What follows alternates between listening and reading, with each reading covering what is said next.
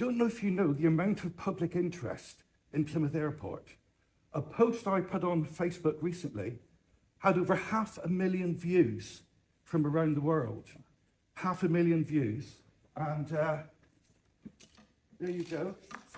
To give you an idea, as you can see, 500 and something thousand views from around the world. Amazing.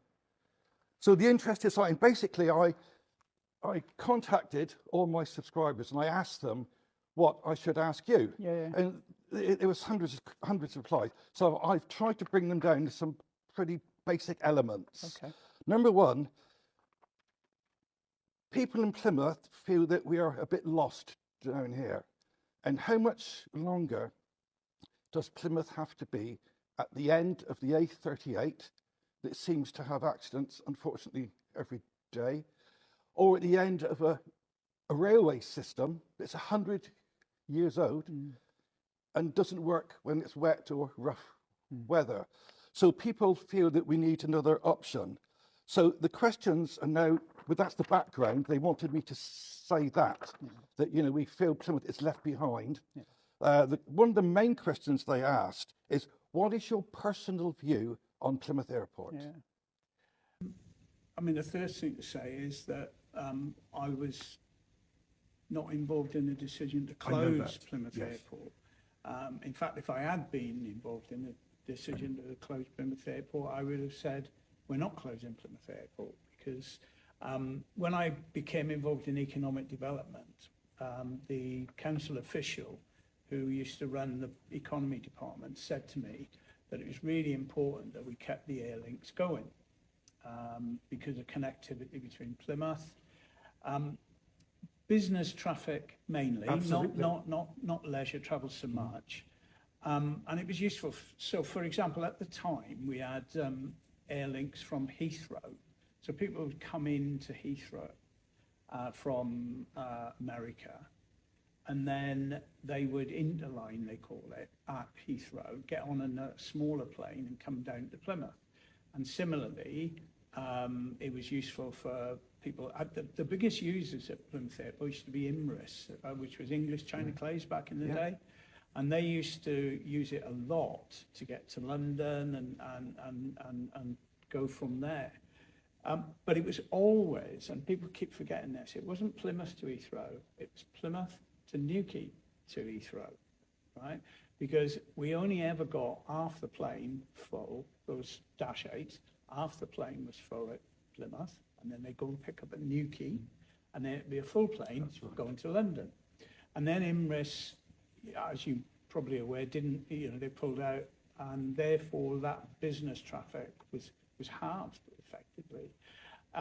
So, it's a long time ago, all of this, of course, but, the idea that the airport is an alternative to the road and the rail is just not right. I mean, if you think about the railway, for example, Plymouth Station, 800 passengers from Plymouth to London every day. We'd never had anything like 800 passengers going out of Plymouth on the airline. But for business, having that connection by air, I always thought was something we needed, and I still do. So therefore, I take it that you support the opening of Plymouth Airport. Of course, I'm very keen on it, and that's why I've been spending so much time trying to do just that. It's really important. Is that the feeling of the council as a whole? Yeah. There's no dissent on the council about that. We all feel the same way. Would you see the reopening of the airport as an important part of the expansion of the city? Well, I think we're doing industry-wise. We're doing quite well without it, if I could say. All right. And it's important. I know people on your website and in other places say that we're not doing very well, but actually we're doing very well indeed. If you look at the number of jobs, we're now providing 116,000 jobs on behalf of the sub-region. We've had growth since COVID of 6,000 jobs into Plymouth. So we are growing industrially. We are set to grow even further now. There's a £4.5 billion investment happening into the Devonport dockyard, which will have a huge impact in terms of extra jobs in construction, extra jobs in housing, extra jobs in the supply chain for the dockyard. So Plymouth's actually doing and about to do very well indeed at the moment. But it's still the case that connectivity is an issue for some people and for some businesses. How far have you got, when I say you, I mean as an entity here, with reclaiming the lease from Sutton Harbour?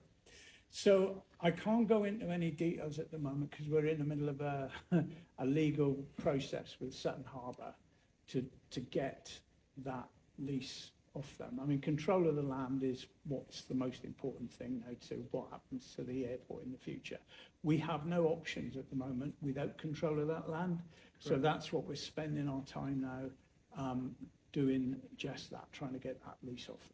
Could you give me a timescale? I can't because we're in a legal process. So, you know, with lawyers and that, sometimes they like to spin things out. I know that personally. So I can't. I mean, I'm as impatient as you to get this done because we've been talking for a very long time about it. But talking we have to do. And we don't have control of the land. And while we don't have control of the land, then we can't do what we want to do. Of course. Have there been any independent firms who've expressed an interest in running the airport? Yes, they have, and we've had consultants looking at those, and so far none of them can provide any certainty about being able to do it. I've seen some very pretty slides and some very pretty pictures, but what we haven't seen is real hard evidence of financial support, private investment, if you will, because that's what would be needed to do it. I mean, I don't think anybody's under the illusion that there wouldn't be some requirement for subsidy, public subsidy for it. There was, you know, clearly we would have to consider that. But nobody who's come to us yet has been able to give us any evidence that they have either planes or they have landing slots, because everybody's got to remember this, that getting into Heathrow, getting into Gatwick, getting into these places, actually, the business of those airports, they earn far more from transatlantic flights landing than they do from a Dash 8 or a small craft from a regional airport.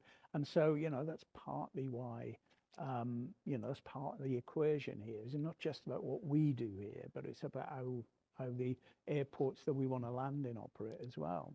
I think you and I share the same opinion that it will never be what I call a bucket and spade airport, in the sense that you're not going to go for your weekend in Spain from here. And it's a business orientated airport, which what it was in the past. And I used it myself when I was in work. Yeah. I could go to Manchester. Yeah. I could leave home at 7:30, be in Manchester by 9:30 and home in the evening. Yeah. Wonderful. Yeah. But have you considered opening it as an airfield? Well, do you know the difference? And yes, do you know the costs? Well, I do. I mean, the thing is that, I mean, what I've been told is that when the airport closed in 2011, the Civil Aviation Authority for flights in and out ended.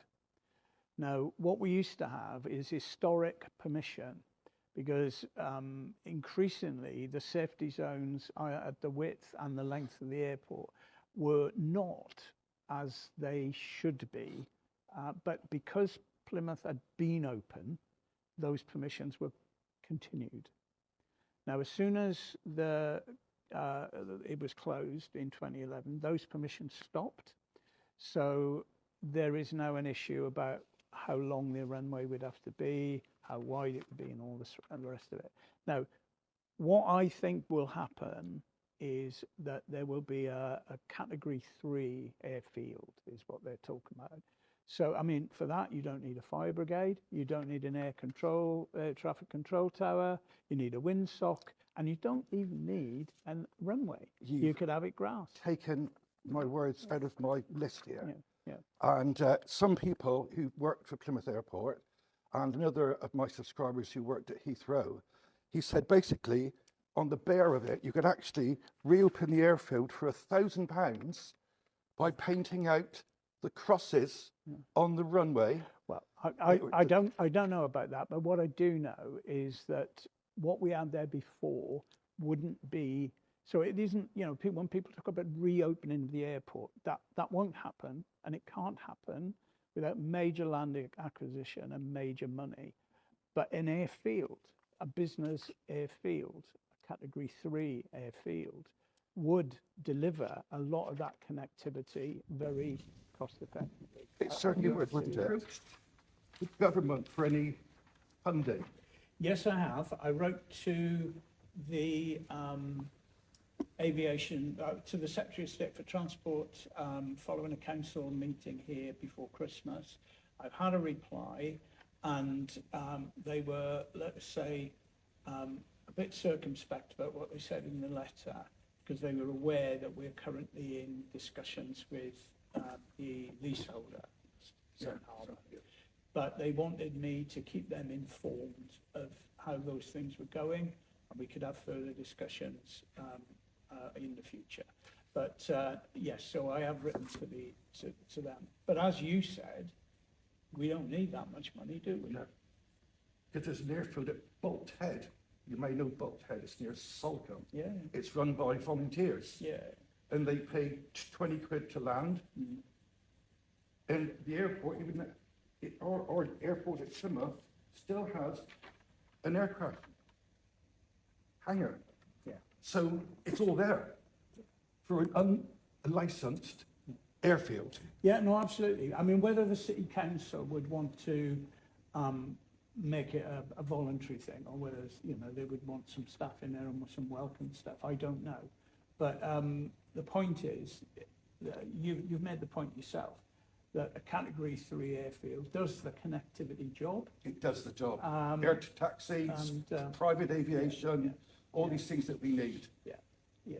But, and you're absolutely right as well to say that, you know, the idea of us rocking up to Rowborough and getting on a plane to Torremolinos, we never did that. No, we never will We do can that. never do that, No. because people wouldn't do that. You can do that from other airports already, and your range of services to those destinations is much greater. But you know, we've seen in Newquay, you know, the massive subsidies that the council has to put into Newquay for its connectivity. You know, it's not a cheap thing at all. And as I say, what we've always asked for is evidence that people who are going to rock up and run services have got that. But you know, will we see the return of scheduled services in Plymouth? Hope so, but who knows? But what we do know is that as a Category 3 airfield, somebody with a private jet, a small private jet, And they can land at the airport. Yes, A lot of my yes, subscribers don't understand Yeah, yeah, that a private jet Yeah. can land at the airport. It doesn't have to be a 747. No, it doesn't. You know, yeah. And a lot of people have also said that, unfortunately, the order of the world has now changed recently with all the trouble with Russia and Ukraine, all these awful things happening in the world. They've said basically, surely a city with such a large footprint in the defence industry, Babcock, as the example, really needs to be plugged in to the aviation world. What are your feelings on that? Well, I mean, ultimately, that's a matter for Babcock, of course. I mean, they're a major company, an international company, and they're still here. And they get their chief executive down now and again for meetings. And of course, they've got ways and means to come. Some of them go to Exeter and car it down, various things like that. So people who need connectivity can get it. So we're not at any threat. I mean, as I say, the extent to which people are saying that we've cut ourselves off at the knees, it's not true. We've got huge international companies here. You know, M-Subs, they make submarines for the Royal Navy here in Plymouth, right? For the American Navy here in Plymouth. We have Thales here, major international manufacturers in the marine sector, Princess Yachts, Babcock itself, huge companies here, exporting all over the world from Plymouth. So please don't let the doom merchants say that we're at the end of the line here. Actually, Plymouth's future is incredibly rosy, and we'll continue to make Plymouth out to be an attractive place to invest, which it is. And we've got people coming into the city to invest all the time. So it would seem, though, that we are on the same place, thinking of an airfield, an unlicensed Category 3 type airfield is what you could envisage happening here. Well, like I say, I think, you know, once we've got control of the land, then Of course, yeah, you've we've got to get we've got control of the options. land, yes, But yes. you know, I mean, like I said, I've been arguing this for a long time, that, and explaining to people for a very long time that Category 3 airfield is the way, you know, where Plymouth would go if we had a resumption of air services in the city. And you know, I'll make that clear again. That's as much as we could expect, but that would be adequate for most business purposes. It would indeed. So is there a way that you can actually make Sutton Harbour surrender the lease, or it's got to be, No. there's no legal have to do it. It's got to be done a different way. We have, as I say, it's a legal process now, so you know we can't comment, and I can't comment on what's happening at the moment with Sutton Harbour. But I can definitely say that you're actively on the task. Oh yeah, definitely on it. In fact, I had a phone call this morning with one of my council officers this morning about this very subject. So yeah, we're constantly thinking about it. More importantly, we're trying to do something about it. Thank you for your time.